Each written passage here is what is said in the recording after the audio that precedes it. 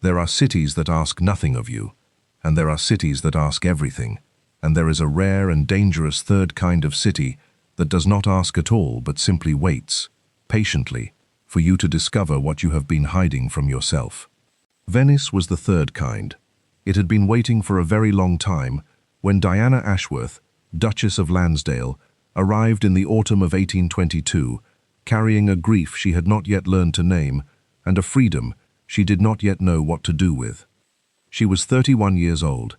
She had been a duchess for 11 of those years, married at 20 to William Ashworth, the 6th Duke of Lansdale, a man 20 years her senior who had wanted, primarily, a wife who would manage his houses well and ask no difficult questions, and had found, in Diana, precisely that, or had believed he had, which was not quite the same thing. She had given him no children, which had been a private grief she had carried largely alone, since William had treated the matter with the brisk, slightly irritated patience of a man dealing with an unfortunate but unavoidable inconvenience. He had died in the spring of 1822 of an apoplexy at his desk, between one letter and the next, and Diana had found herself, at 31, a widow with a substantial income, no children to anchor her, and an entire life she had never been permitted to choose for herself, stretching out ahead of her like an unmarked road. She did not grieve William in the way the world expected her to. She grieved, instead, the 11 years she had spent learning to want nothing in particular, because wanting things had never been useful to her. She grieved the version of herself that might have existed if she had been allowed to develop one. Her sister-in-law, Lady Beatrice, had suggested Italy, with the brisk good sense of a woman who believed that travel solved most problems that could not be solved by tea. Diana had agreed, mostly because she could not think of a reason not to, and had arrived in Venice in October with her companion, Mrs. Eleanor Whitfield, a widow herself, 20 years Diana's senior, sharp-eyed and dry-humored, and entirely unshockable, who had been engaged ostensibly as a chaperone and had become, within the first month of travel, something closer to a friend. Venice received her the way Venice received everyone, without ceremony, with water where streets should be, with a beauty so total and so strange that it took several days to stop feeling slightly unmoored by it. Diana took rooms in a faded but elegant palazzo on the Grand Canal, with tall windows that let in the particular silver-gold light that Venice seemed to manufacture out of its own water and stone. And she spent her first weeks doing what English travelers did in Venice, visiting churches, looking at paintings, attending the opera, learning the slow rhythm of a city that moved by boat and bell rather than carriage and clock. She had not expected to fall in love with anything. She had come to Venice the way a person comes to a hospital, not for pleasure, but for repair, hoping that beauty and distance might do what time alone had not yet managed. She had not expected Matteo Renzi. She heard him before she saw him, which she would later think was exactly right, because everything about him began with sound, before it became a person. It was the second week of November, a grey afternoon with rain threatening over the lagoon, and she had gone, at Mrs. Whitfield's suggestion, to hear a private rehearsal at the home of Contessa Morosini, a wealthy and eccentric Venetian widow who collected musicians the way other women collected jewelry, and who had taken a particular interest in introducing the English Duchess to Venetian society. Diana had agreed to attend mostly to please her hostess, expecting an hour of polite tedium. She arrived to find the Contessa's grand salon transformed, chairs arranged in rows, a small ensemble of musicians tuning their instruments near the tall windows, and at the center of it, at the pianoforte, a man she did not yet know was about to become the most consequential person she would meet in Italy.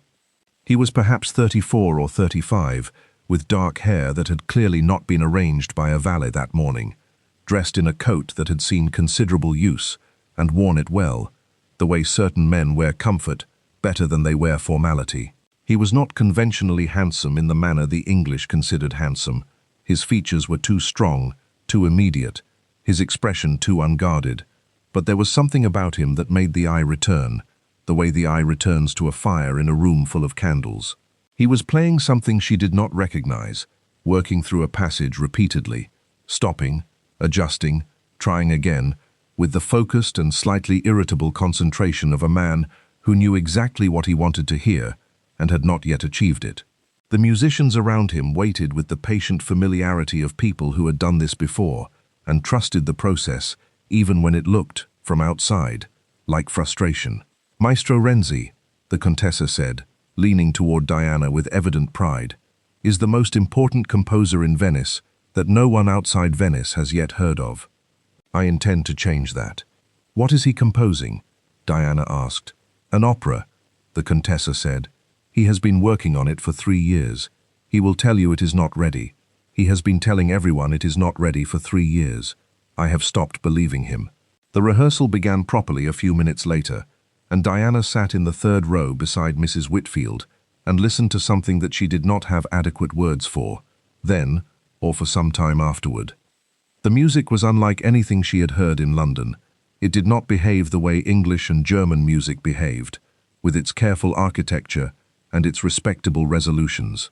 It moved the way water moved, unpredictably, finding its own channels, surging and pulling back, full of a kind of yearning that felt almost indecent to listen to in a room full of polite society, as though she were overhearing something private. She found, by the end of the first piece, that she had been holding her breath. "Remarkable," she said quietly to Mrs. Whitfield. "Yes," Mrs. Whitfield agreed, and looked at Diana with the particular sharp attention she sometimes had, the look of a woman who noticed things and filed them away. "Remarkable," she repeated, in a tone that suggested she was not entirely talking about the music. Diana did not notice the tone.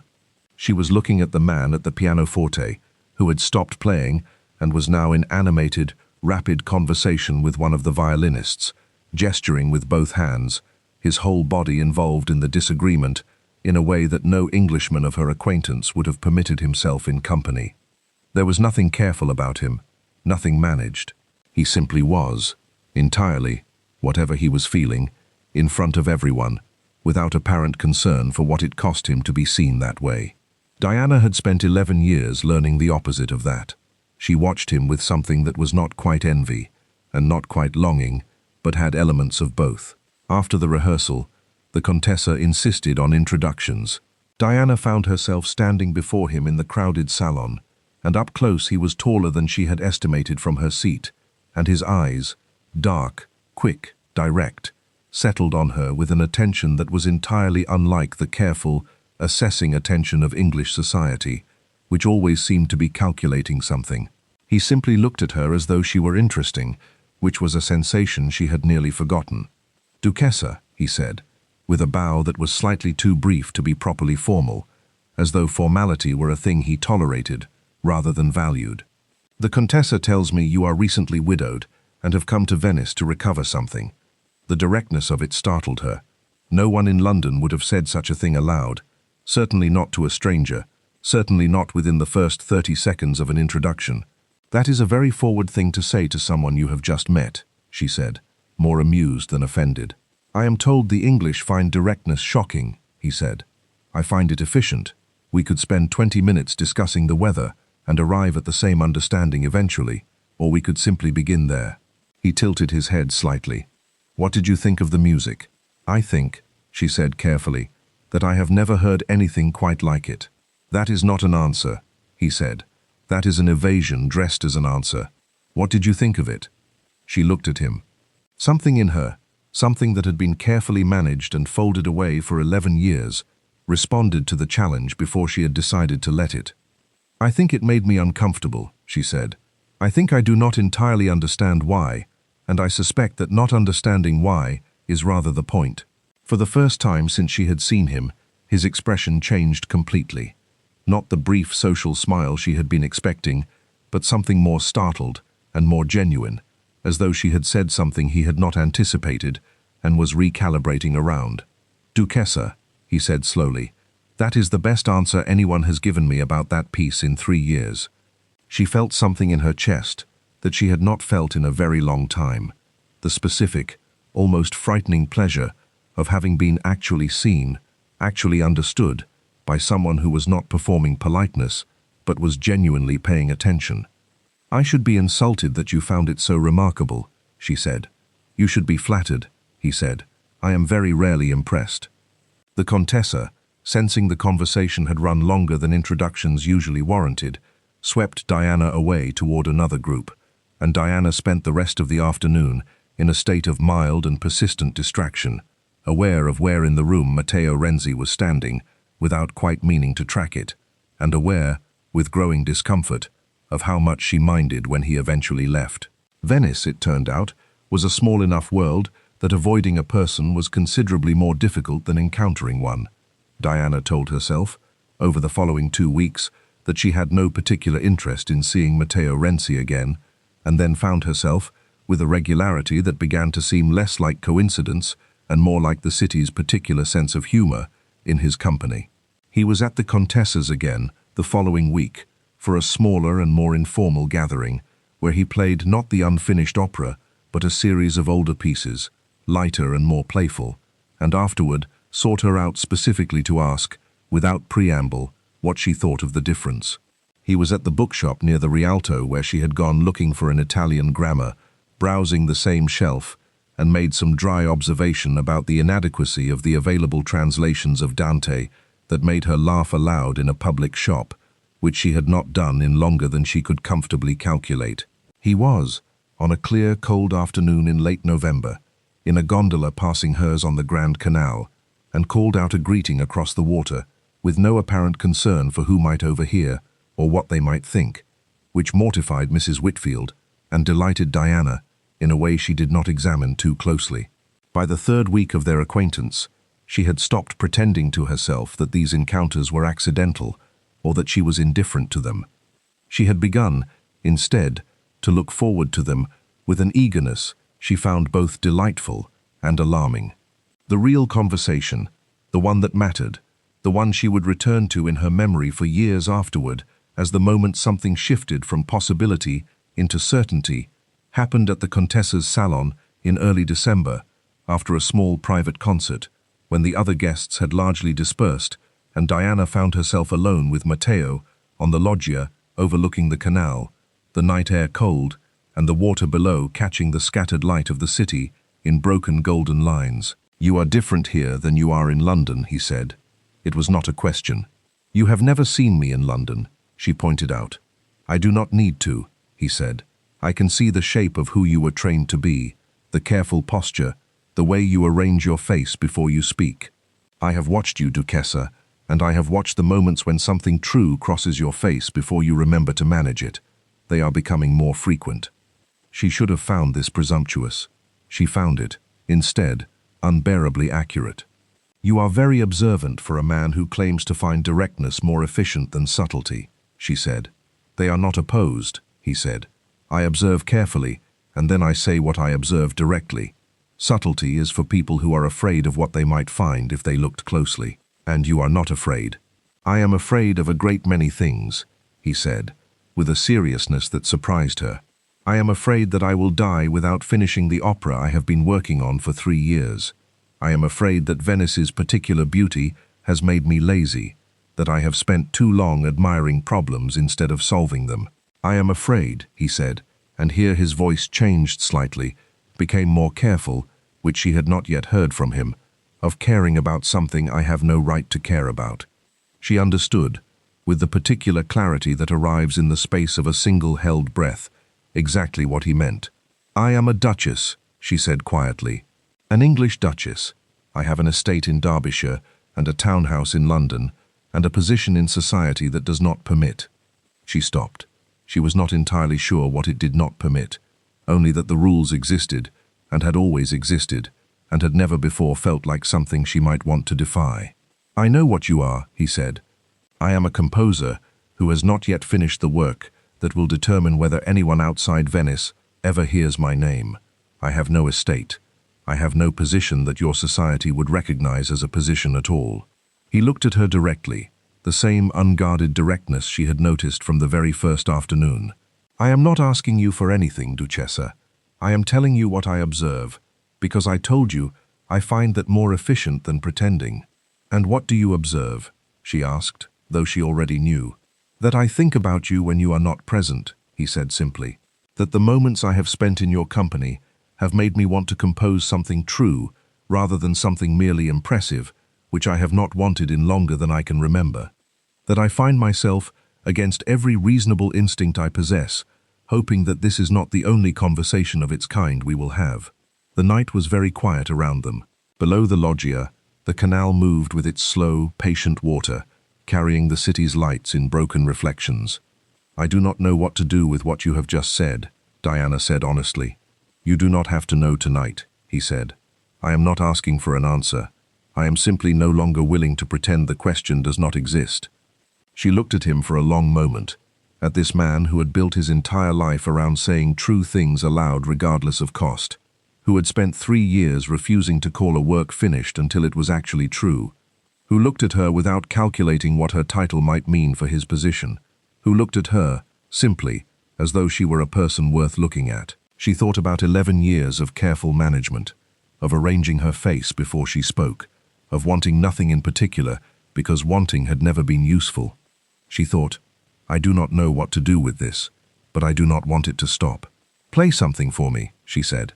"Something from the opera, something unfinished." He looked at her for a moment, and then something in his face opened, surprise, and something warmer beneath it, and he led her back inside, to the empty salon, to the pianoforte that still stood where it had been for the evening's concert, and he sat down and played, for her alone, a fragment of the unfinished opera, something aching and unresolved, that did not end so much as simply stop, mid-phrase, because the rest of it did not yet exist. "It is not finished," he said when he stopped, his hands still resting on the keys. "I know," she said. "I think that is why I wanted to hear it." Mrs. Whitfield, who had spent 20 years being chaperone to no one in particular, and had taken on the role for Diana more out of friendship than obligation, found her charge in a state of significant disarray by the second week of December, and addressed it with her characteristic bluntness over breakfast on the terrace overlooking the canal. "You are in love with the composer," she said, without preamble, buttering a roll with the same precise attention she gave to most things. Diana, who had been about to take a sip of coffee, set the cup down carefully. "Eleanor, I am not asking," Mrs. Whitfield said.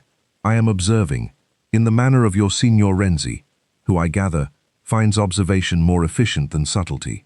You have been different since November, lighter, and also more frightened, which I think are connected." "I do not know what to do about it," Diana admitted, because there was no point pretending with Eleanor, who had seen too much and forgiven too much to be worth lying to. "What is there to do?" Eleanor asked. "You are a widow with an independent fortune, and no children to consider. You are not beholden to William's family beyond the courtesies you choose to extend them. You are not, as far as I am aware, breaking any law or any vow." She looked at Diana steadily. "The only thing stopping you is the shape of a life you were taught to want before anyone asked whether you actually wanted it." "It is not so simple," Diana said. "I would be a duchess, married to an Italian composer, with no estate, no title that England recognizes, no place in the world I was raised to occupy.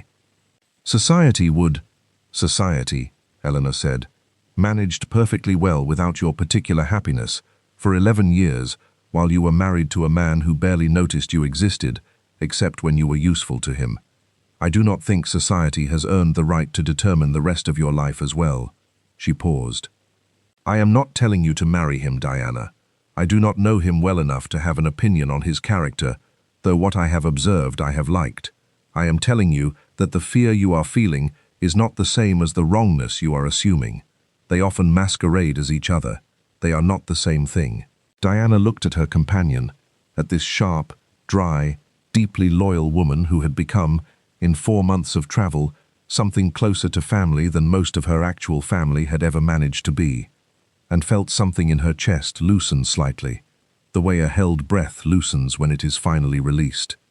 "I am frightened," she admitted. "Yes," Eleanor said. "That seems reasonable, given what is at stake. I would be more concerned if you were not." The crisis, when it came, arrived from England, in the form of a letter from Diana's brother-in-law, Lord Henry Ashworth, who had assumed certain responsibilities toward William's estate, and, by extension, toward William's widow, and who had heard, through the particular efficient gossip that travelled even across the continent among the English abroad, rumours that the Duchess of Lansdale was conducting herself in Venice in a manner that concerned him. The letter was careful, formal, and entirely clear in its intent. Lord Henry reminded Diana of her position, of the Lansdale name she carried, of the expectations attached to a woman of her rank, and suggested, with the particular delicacy the English reserved for their most pointed criticisms, that she might consider returning to England before the season, where her presence would be both expected and, he trusted, restorative to her proper place in society. She read the letter twice on the terrace, with the December light flat and pale over the lagoon, and felt something old and familiar settle over her, the careful, managed feeling of a woman being reminded of the shape she was meant to occupy. She sat with the letter for a long time. Then she thought about Matteo, playing the unfinished fragment of his opera, hands resting on the keys, saying it is not finished, as though that were simply a fact and not a failure. She thought about the way he looked at her, not as the Duchess of Lansdale, not as a position to be managed or a connection to be cultivated, but as a person whose actual thoughts interested him. She thought about 11 years of arranging her face before she spoke.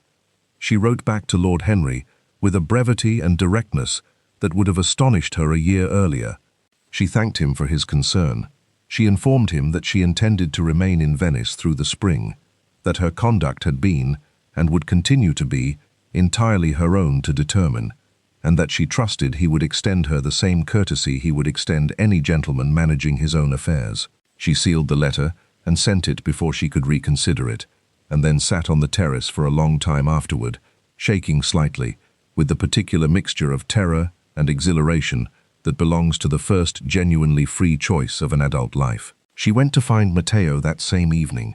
She found him in his own rooms, a modest set of chambers above a print-seller's shop near the Campo Santo Stefano, cluttered with manuscript paper and books and the particular chaos of a working mind that did not waste energy on tidiness. He opened the door himself.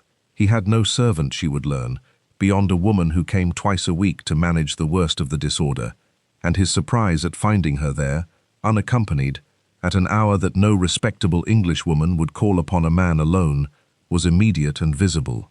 "Duchessa," he said, you should not be here. Not alone, not at this hour, your reputation."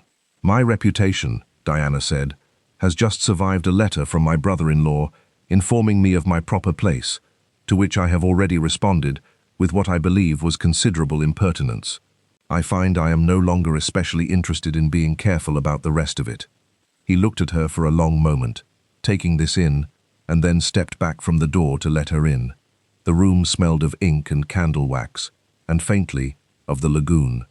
There was a pianoforte against one wall, covered in loose pages of manuscript, and a single window that looked out over the rooftops toward the dome of a church she did not know the name of. It was nothing like the grand salons she had spent 4 months moving through. It was, she thought, the first room in Venice that felt entirely honest. "I received a letter," she said, "telling me to return to England and resume my proper place. I find I do not know what my proper place is anymore. I am not sure I ever knew. I think I spent 11 years occupying a place that was chosen for me and calling it my own, because I did not know there was an alternative." Matteo watched her with the careful, total attention that she had come to recognize as entirely particular to him, the way he listened to music, the way he listened to her, as though nothing else in the room existed while he was doing it. "And now?" he asked. "Now I am standing in your rooms, unaccompanied, at an hour that would scandalize everyone I have ever known," she said. "And I find that I am not frightened of the scandal. I am frightened of something else entirely." "What are you frightened of?" "That I will go back to England in the spring," she said, "because it is expected, and I will spend the next 30 years of my life knowing exactly what I gave up, and exactly why, and that the reason will have been fear, dressed up as duty." She looked at him directly. "You told me, on the loggia, that you were no longer willing to pretend a question did not exist. I find I am in the same position. I do not know what the answer is, but I am no longer willing to pretend." He crossed the small room to stand before her. Up close, in the candlelight, she could see the ink stains on his fingers, the slight exhaustion around his eyes from the work he had been pouring himself into for 3 years, the directness that had never once wavered since the first afternoon she had heard him before she saw him. "I have been in love with you," he said, Since the second time you came to the Contessa's, when you laughed at something I said about Dante, and then looked immediately appalled at yourself for laughing, as though joy was something that required permission. I watched you give yourself permission, slowly, over 4 months, and I have wanted, more than I have wanted anything since I began the opera, to be the reason you kept giving yourself that permission. I do not know how to do this, Diana said. I do not know how to be a duchess who chooses a composer with no estate and no title my country will recognize. I do not know what it costs, or what we will lose, or whether it is even possible. I do not know either, Matteo said. I have never done this. I have spent 3 years failing to finish an opera because I was waiting for the ending to be true before I would commit to it. I do not have a finished version of this to offer you. I only have the unfinished fragment, and the fact that I would rather spend the rest of my life working on something true with you than spend it finishing something safe alone. She thought of the music, the unresolved fragment, aching and unfinished, stopping mid-phrase because the rest did not yet exist. She thought, perhaps that is what this is, not a finished thing, not a safe thing, something true, still being composed, with no guarantee of how it resolves. She found that she wanted it anyway. Then let us begin, she said, and discover the ending together.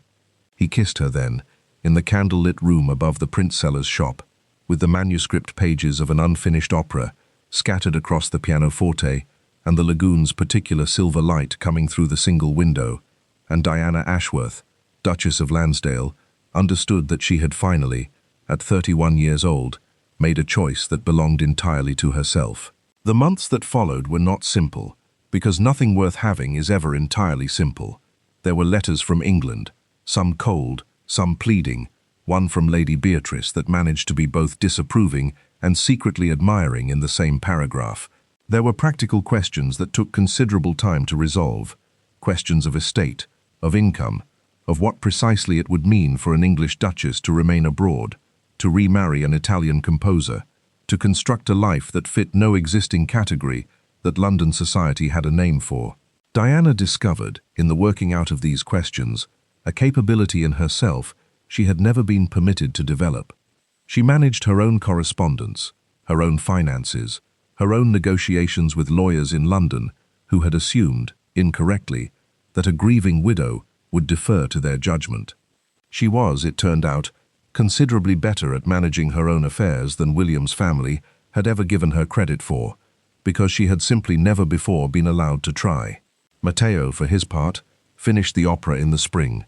Finished it, he told her, because for the first time in 3 years he had known how it was supposed to end, because he had stopped trying to compose an ending that was impressive and had instead allowed himself to compose one that was true. It premiered in Venice in May, at a theatre near the Rialto, with the Contessa Morosini in the most prominent box and Diana seated beside her, watching a work that had been 3 years and one English duchess in the making receive an ovation that lasted nearly 10 minutes. She heard, in the finished work, the fragment he had played for her on the loggia in December, transformed now, resolved, woven into something larger that nonetheless still carried the ache of its original unfinished form, as though the composer had understood that resolution did not require erasing the longing that preceded it. She wept, quietly, in the theatre box, and did not arrange her face to hide it. They were married in June, in a small ceremony at the church of San Vidal, conducted with a quiet correctness that satisfied both the Catholic requirements of his faith and the English legalities that mattered to her family, attended by the Contessa and Mrs. Eleanor Whitfield and a scattering of Venetian friends who had, over the months, become genuinely her own, rather than borrowed from anyone else's life. Lord Henry did not attend. Lady Beatrice sent a gift and a letter that managed, in its careful way, to convey both continued disapproval and something that might, with enough patience, eventually soften into acceptance. Diana found she minded less than she had expected. She had spent 11 years organizing her happiness around the approval of people who had never once organized their concern around hers. She kept her title, technically, because it was hers by law, and she saw no reason to surrender something she had earned through 11 difficult years, simply because she had also chosen something new. She was, as the gossips in London eventually settled on calling her, with a mixture of scandal and grudging fascination, the Duchess, who had married an Italian composer and apparently did not regret it, which struck Diana, when she heard the phrase second hand, as a perfectly accurate summary of her life.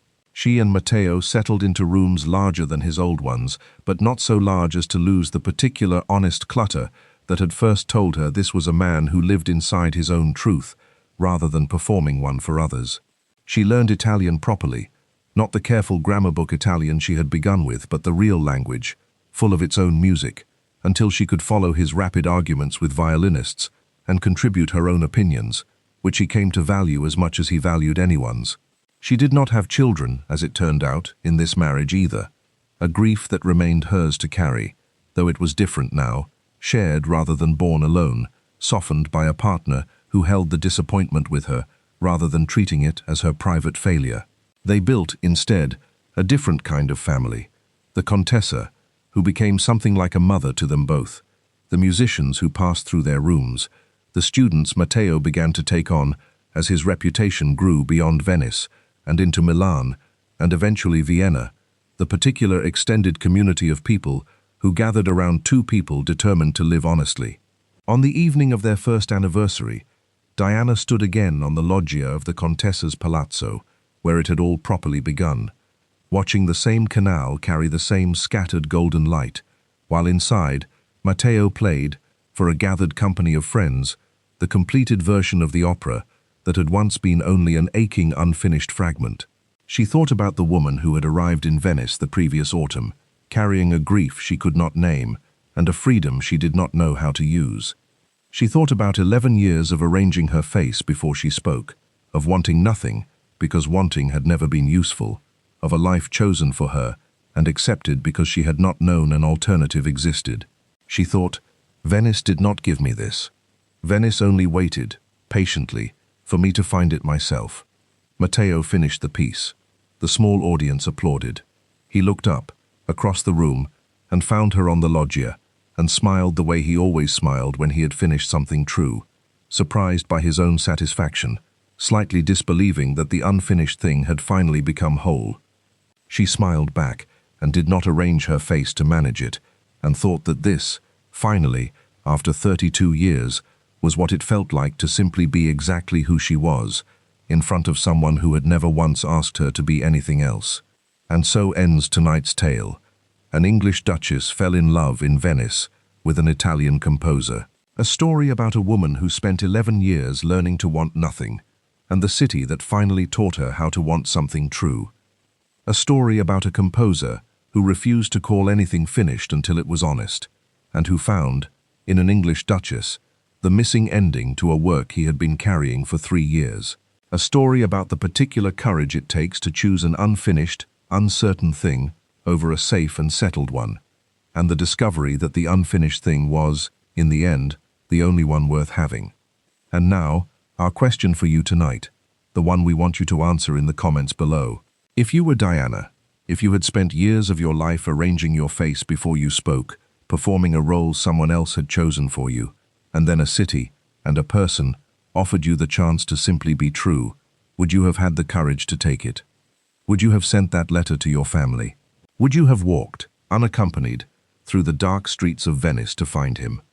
Tell me what you would do if it were you in that story.